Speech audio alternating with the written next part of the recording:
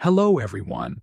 In this video, I'll show you how to install the latest version of IDM, or Internet Download Manager, on Windows 10. First, open your browser and go to the official IDM website to download the latest version.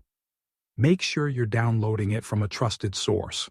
Once the download is complete, open the installer file. You may get a prompt asking for permission. Click Yes to continue.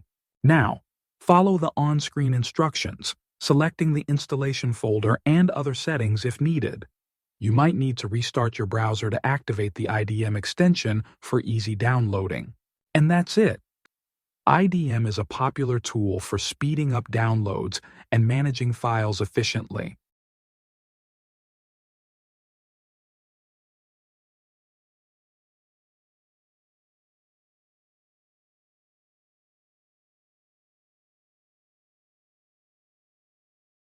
After installation, open IDM and you're all set.